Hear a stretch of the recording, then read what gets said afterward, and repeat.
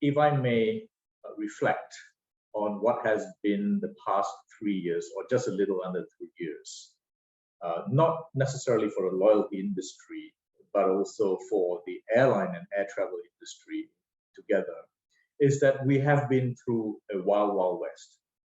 But it is a wild, wild west where we have drawn many good lessons, and amongst which the acceleration of digitalization.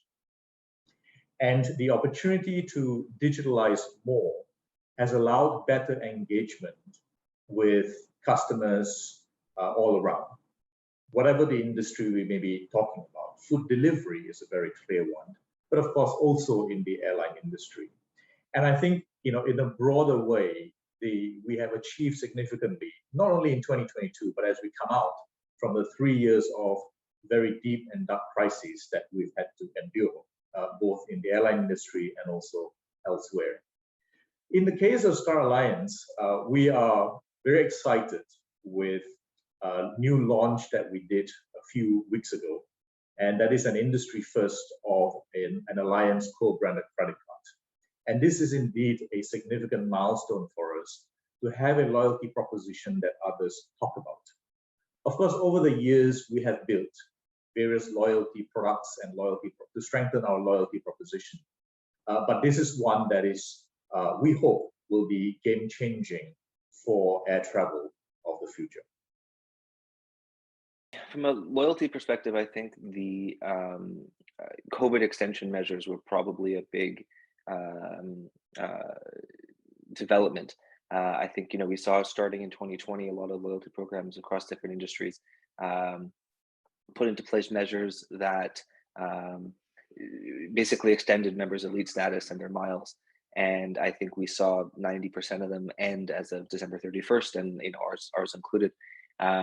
So I think you have a lot of members who maintain loyalty status with hotels or airlines or what have you longer than they would have normally.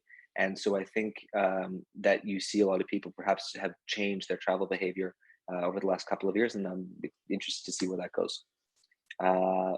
From an Air France and KLM perspective, I think we launched a number of interesting partners and features to our program, and there's more that's coming as well.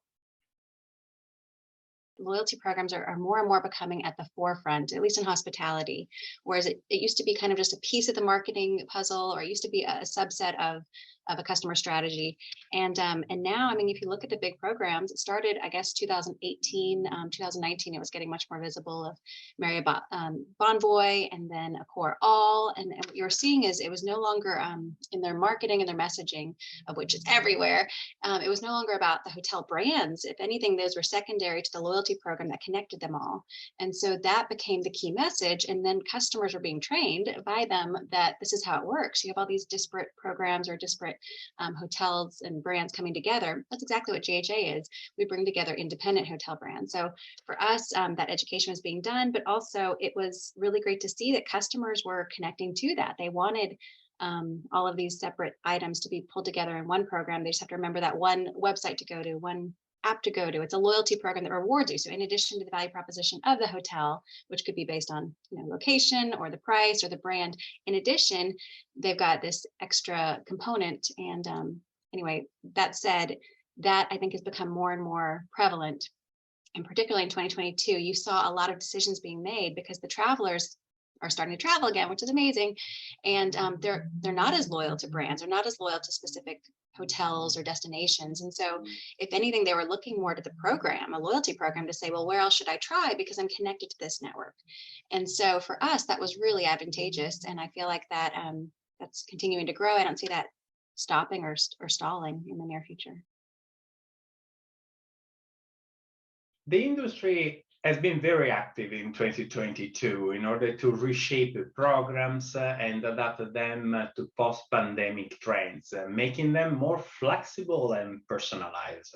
Both hotel and airline industry focus the changes on expanding the flexibility of earnings and the redeeming points, particularly the awarding policy now more and more based on a fair approach, considering how much the client is spending a fully dynamic model the airline introduced already years ago, based on the value of the ticket and not just only on the distance.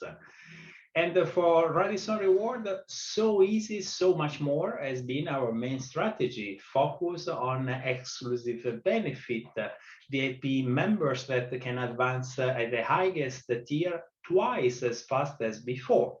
So, and benefit can be accessed from day one, and are available across the entire member journey, from inspiration to bookings.